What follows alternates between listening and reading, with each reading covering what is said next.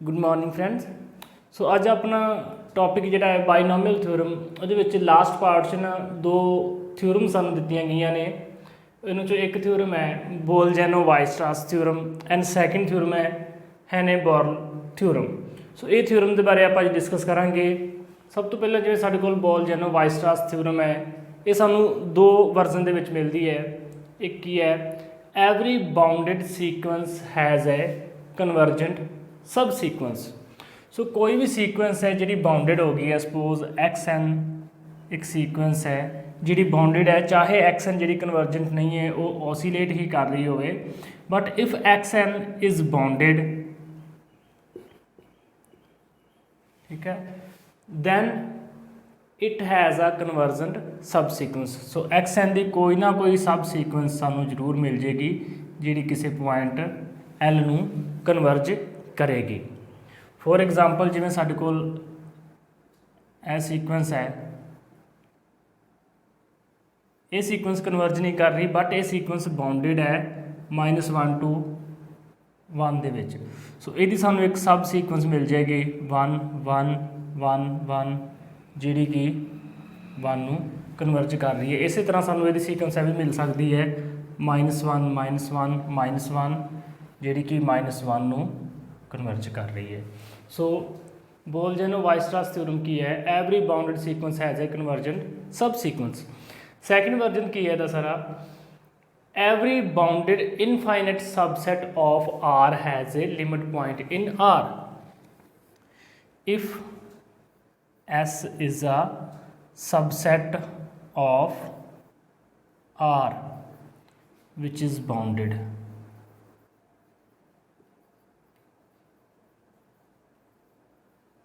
Actually ये दोवें statement जिहड़ियां ने इक्विलेंट ने। जो सीक्वेंस बाउंडेड होएगी तो वह मीनिंग भी यही होंदा है कि रेंज सैट जिहड़ा है वो बाउंडेड है। इत्थे भी असीं उही गल कर रहे हैं कि ये सबसैट ऑफ आर वो बाउंडेड है। Then subset of R has a limit point in R. किसी पॉइंट नूं असीं लिमिट पॉइंट किसी सैट एस का तां ही कहांगे if there exist a sequence of S which converge to L. ये आपां क्लोजड ओपन सैट वाले जिहड़े लैक्चर किया है वो क्लीयर कर चुके हैं कि आप जो लिमिट पॉइंट प्रूव करना है आप प्रूव कर दें कि सानू एक सीक्वेंस मिल जूगी जी एस एन नू बिलोंग करती है, तो वो सीक्वेंस जी है वो एल नू कन्वर्ज करे। दैन असीं कहांगे कि L is a limit point of S. So यह दोवें स्टेटमेंट जिहड़ियां इक्विलेंट ही ने। इत्थे की है जिहड़ा बाउंडेड सैट है वो सैट किहड़ा बन जाएगा range set of this sequence. So limit point आप सैट आर की गल कर रहे हैं कि आर च लिमिट पॉइंट होएगा। इत्थे उही लिमिट पॉइंट की है जिहड़ी सीक्वेंस कन्वर्ज करेगी जिहड़े पॉइंट नू उही लिमिट पॉइंट बन जाएगा। सो ये बेस तुहानूं सम ते नहीं पूछे गए एग्जाम दे विच। एग्जाम विच सिर्फ ये स्टेटमेंट ही बार बार रिपीट हुई है। सो नैक्सट जी थ्योरम है साडे कोल वो थ्योरम है हेने-बोर्न थ्योरम। सो ये थ्योरम जी है कंपैक्टनैस ते बेस्ड है। कंपैक्टनैस जिहड़ा टॉपिक है साडा सैट थ्योरी जो असीं कीती है एलीमेंटरी सैट थ्योरी उस टॉपिक के अंडर है, बट थ्योरम जी है कंपैक्टनैस नाल रिलेटेड हेने-बोर्न थ्योरम वो सानू बाइनोमियल टॉपिक के दिती हुई है। सो ये थ्योरम की कहती है अ सबसैट of R means real number is compact if and only if it is closed and bounded। So real number का कोई भी सबसैट कंपैक्ट तां ही होएगा जे वो क्लोज्ड ते बाउंडेड है। वैसे कंपैक्टनैस की डेफिनेशन तुहानूं किते भी एग्जाम दे विच नहीं पूछी गई अजे तक। कंपैक्टनैस बारे असीं थोड़ी जी गल कर लेने आ। कंपैक्ट सैट कहिंदे किहनूं है, पहलां असीं उहदे बारे पढ़ना पेगा सानूं open cover. So let S be any set then U alpha I are said to be open cover of S if S is contained in union of U alpha I। So U असी कोई open set लै ले ने, ठीक है, वो open cover होएगा S का जे S पूरे का पूरा U की यूनीयन दे विच चला जाए, ये हो जाता है ओपन कवर। कंपैक्ट की डेफिनेशन की है, सिर्फ इनू असीं समझ लेने आ, every open cover has a finite sub cover. किसी भी सैट एस नूं असीं कंपैक्ट उदों कवांगे असीं उहदा कोई भी ओपन कवर लईए, इनफाइनाइट ओपन सैट लैके उन्हें यूनीयन लै लीए, एस वो कंटेन्ड हो गया, यह वह ओपन कवर हो गया। जदों भी एस इदा कंटेन्ड होएगा सानू ये कोई ना कोई फाइनाइट जिहड़े ओपन सैट मिल जाएंगे जिन्हां विच एस कंटेन्ड हो जाएगा। मतलब जदों भी असीं इहदा ओपन कवर लवांगे सानू कोई ना कोई उसे दा ही जिहड़ा छोटा पार्ट सब कवर मिल जाएगा फाइनाइट सैट का जिहड़ा एस नूं कवर कर लेगा, असीं उहनूं कहांगे कि एस जिहड़ा है कंपैक्ट है। सो डेफिनेशन के बेस शायद तुहानूं सम एग्जाम च बहुत रेयर आउणगे, जिहड़े तुहानूं सम एग्जाम्स दे विच पुछे गए ने उन्हां बारे आपां गल करदे हां। जिवें कि तुसीं अपनी स्क्रीन के उपर देख रहे हो, फर्स्ट सम जो तुहाडी स्क्रीन के उपर दिखाई दे रहा है 16th सम है। Which one of the following set is compact? First option, यह चीज़ याद रखनी है, compact if and only closed and bounded, यह दो पॉइंट इंपॉर्टेंट ने। सैट कंपैक्ट ना ही होएगा आर का जिहड़ा सबसैट है if and only if it is closed and bounded. सानू दोवें कंडीशनस चाहिए होंगे। First option, the set of natural number, natural number का सैट जिहड़ा है वो क्लोज्ड तो है बट वो बाउंडेड नहीं है, क्लोज्ड है बाउंडेड नहीं है। जो नहीं है तो मीनस ए ऑप्शन जी है साडी इनकरैक्ट ऑप्शन होगी। The set of rational number, rational number का सैट ना तो क्लोज्ड है ना ही बाउंडेड है, सो ये भी ऑप्शन इनकरैक्ट है।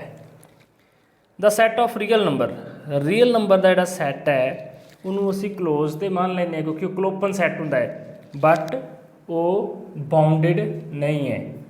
सो सी रियल नंबर का सैट क्लोज तो है बट बाउंडेड नहीं है, सो ये भी option incorrect. Next D option, interval A to B, A interval closed है, closed interval A to B दिता है, सो क्लोज्ड वाली साडी जिहड़ी कंडीशन सी पूरी है। बाउंडेड भी है, लोअर बाउंड का ए हो जाएगा, अपर बाउंड बी हो जाएगा। So this set is closed and bounded, so ये सैट जिहड़ा है कॉम्पैक्ट हो जाएगा। ऑप्शन डी जिहड़ी साडे कोल है करैक्ट ऑप्शन होएगी।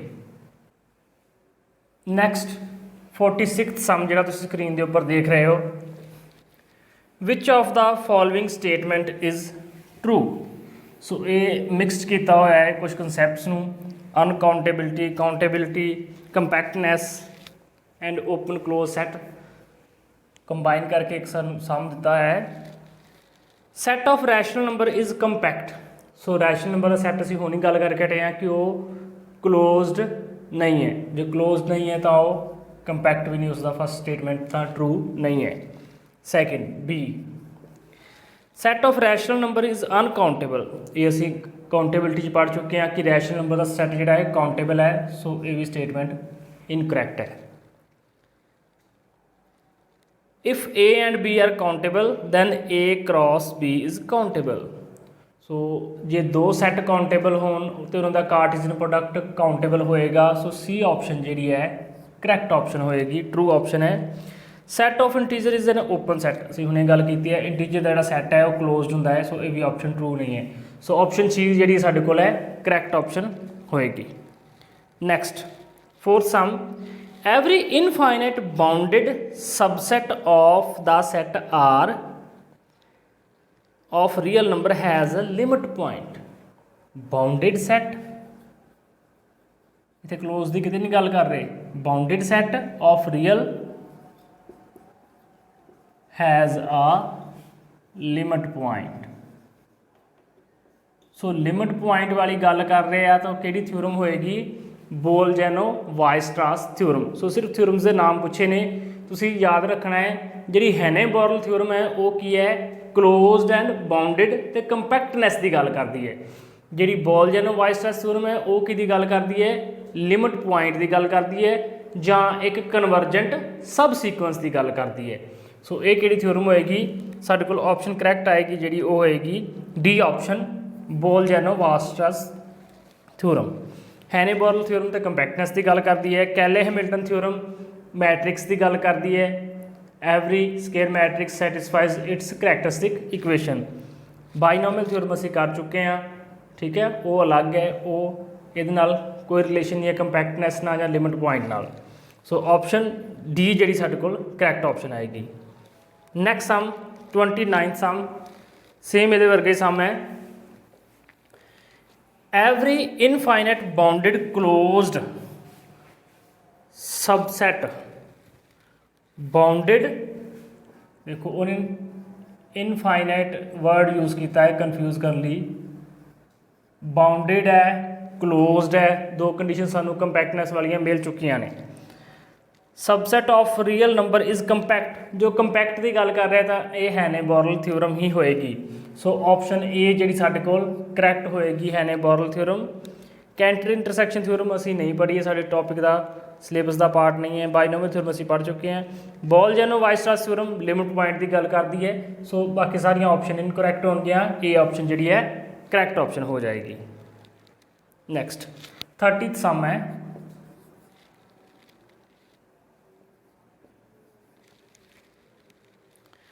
a subset of the set R of real number is compact if and only if it is closed and bounded। केड़ी थ्योरम है, असीं हुणे गल करके हटे हैं, ये साडे कोल हैने-बोरल थ्योरम है। सो ऑप्शन डी करैक्ट हो जाएगी। 147 सम है, फिर सेम सम ही रिपीट हो रहे हैं तुहाडे एग्जाम दे विच इन्नी वारी होए ने। The closed and bounded interval, so थोड़ा जिहा सम उन्हें चेंज किया, एक क्लोज्ड एंड बाउंडेड इंटरवल है, एक क्लोज्ड भी हो गया है, बाउंडेड भी हो गया है। सो असीं इत्थों अंदाजा लगा सकते हैं कि ये क्लोज्ड ते बाउंडेड की जो गल कर रहा है दोवां दी, ओबवियस है कि कंपैक्टनैस वाल किते ना किते जरूर जाएगा। इज़ कंपैक्ट फॉलोज फ्रॉम, किहड़ी थ्योरम तो फॉलो होंदा है कि क्लोज्ड एंड बाउंडेड सबसैट जिहड़े ने वो कंपैक्ट हुंदे ने, हैने-बोरल थ्योरम। सो ऑप्शन डी जिहड़ी साडी करैक्ट ऑप्शन हो जाएगी। नैक्सट 55th सम है जो स्क्रीन के ऊपर देख रहे हो, a subset of real 9 is compact if and only if it is closed and bounded. Same sum repeat 4-5 बार सम आ चुका है, बट वही सम रिपीट हो रहा है तुहानू कि स्टेटमेंट च तुसीं कन्फ्यूज तो नहीं हो रहे, हैने-बोरल की स्टेटमेंट की है, वायस्ट्रास की स्टेटमेंट की है। सो सेम सम है, closed and bounded, option D is a correct option. Next कुछ रिजल्ट ने साडे कोल कंपैक्टनैस ते बेस्ड, जिहड़े सैट कंपैक्ट होणगे उहदे नाल बेस्ड कुछ रिजल्ट ने। Any finite set in R is compact, so कोई भी फाइनाइट सैट तुसीं आर दा लैंदे हो वो कंपैक्ट होएगा। नैक्सट सैकेंड रिजल्ट जिहड़ा तुसीं देख रहे हो, if F is a close subset of a compact set K in R then f is compact. So कोई भी क्लोज सबसैट असीं जे लैने आ कंपैक्ट सैट का, मीनस जिहड़ा k है वो साडे कोल कंपैक्ट है, असीं इहदा एक सबसैट लिया है f which is closed, then f is also compact.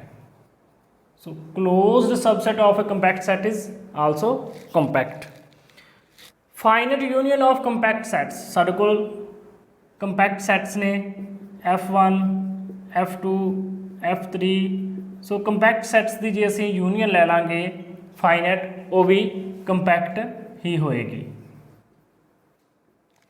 Next infinite union ਬਾਰੇ ਅਸੀਂ ਕੁਝ ਨਹੀਂ ਕਹਿ ਸਕਦੇ। Infinite union of compact set may or may not compact, ਇਹਦੇ ਬਾਰੇ ਅਸੀਂ ਕੁਝ ਵੀ ਨਹੀਂ ਕਹਿ ਸਕਦੇ। ਇਹ ਕੰਪੈਕਟ ਹੋ ਵੀ ਸਕਦੀ ਹੈ ਯੂਨੀਅਨ ਜਿਹੜੀ ਹੈ ਇਨਫਾਈਨਾਈਟ ਕੰਪੈਕਟ ਸੈਟਸ ਦੀ, ਉਹ ਨਹੀਂ ਵੀ ਹੋ ਸਕਦੀ। Next, intersection of an arbitrary collection of compact set in R is compact। So compact set ਦੀ ਜੇ ਅਸੀਂ ਇੰਟਰਸੈਕਸ਼ਨ ਲਵਾਂਗੇ ਆਰਬਿਟਰੇਰੀ ਤਾਂ ਉਹ ਕੰਪੈਕਟ ਹੀ ਹੋਏਗੀ। ਸੋ ਕੰਪੈਕਟ ਸੈਟ ਦੀ ਜਿਹੜੀ ਇੰਟਰਸੈਕਸ਼ਨ ਹੈ ਉਹ ਕੰਪੈਕਟ ਹੀ ਰਹੇਗੀ। ਸੋ ਫਰੈਂਡਸ, ਇਹ ਕੁਝ ਸਮ ਸੀ ਜਿਹੜੇ ਤੁਹਾਡੇ ਐਗਜ਼ਾਮਸ ਦੇ ਵਿੱਚ ਪੁੱਛੇ ਗਏ ਨੇ। ਨੈਕਸਟ ਅਸੀਂ ਇੱਕ ਸਮ ਕਰਦੇ ਹਾਂ ਕਲੋਜ਼ਡ ਐਂਡ ਬਾਉਂਡਡਨੈਸ ਤੇ ਬੇਸਡ। ਸਪੋਜ਼ ਸਾਡੇ ਕੋਲ ਇਹ ਸੈੱਟ ਹੈ ਰੈਸ਼ਨਲ ਇੰਟਰਸੈਕਸ਼ਨ 1 to 2। ਸੋ ਉਹ ਸੈੱਟ ਜਿਹੜਾ ਹੈ ਕੰਪੈਕਟ ਹੋਏਗਾ ਕਿ ਨਹੀਂ ਹੋਏਗਾ। So closed and bounded subset of R. So ਇੱਕ ਕਿਹੜਾ ਹੈ ਕਲੋਜ਼ਡ ਐਂਡ ਬਾਉਂਡਡ ਸਬਸੈਟ ਹੈ। ਕਿਉਂ ਕਲੋਜ਼ਡ ਨਹੀਂ ਹੈ, ਬਾਉਂਡਡ ਵੀ ਨਹੀਂ ਹੈ, ਇਹਨਾਂ ਦੋਵਾਂ ਦੀ ਇੰਟਰਸੈਕਸ਼ਨ ਜਿਹੜੀ ਹੈ ਇਹ ਤਾਂ ਓਬਵੀਅਸ ਹੈ, ਇਹਦਾ ਸਬਸੈਟ ਹੋਏਗੀ ਤਾਂ ਬਾਉਂਡਡ ਹੋ ਜਾਏਗੀ। ਸੋ ਜੇ ਇਹ ਸੈੱਟ ਨੂੰ ਅਸੀਂ ਕੰਪੈਕਟ ਪ੍ਰੂਵ ਕਰਨਾ ਹੈ, ਸਾਨੂੰ ਇਹ ਪ੍ਰੂਵ ਕਰਨਾ ਪਏਗਾ ਇਹ ਸੈੱਟ ਕਲੋਜ਼ਡ ਹੈ। ਸੋ ਇਹ ਸੈੱਟ ਦੇ ਵਿੱਚ ਉਹ ਸਾਰੇ ਰੈਸ਼ਨਲ ਨੰਬਰਸ ਆ ਜਾਣਗੇ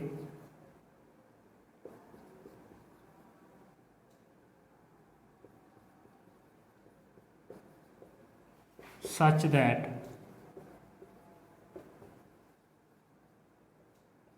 P by Q lies between 1 to 2।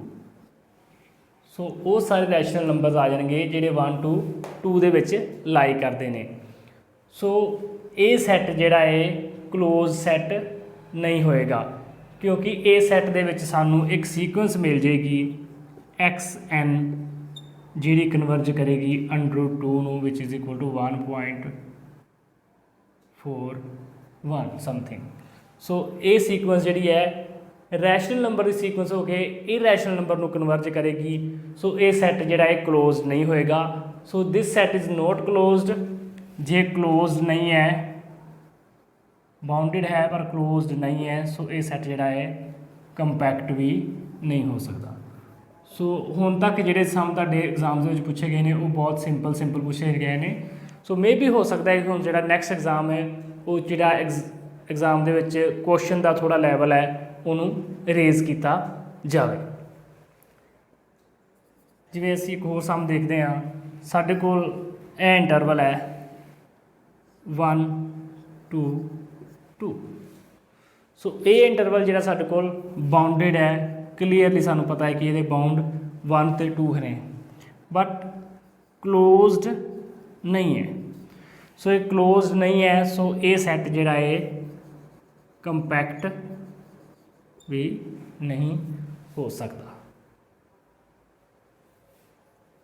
Next,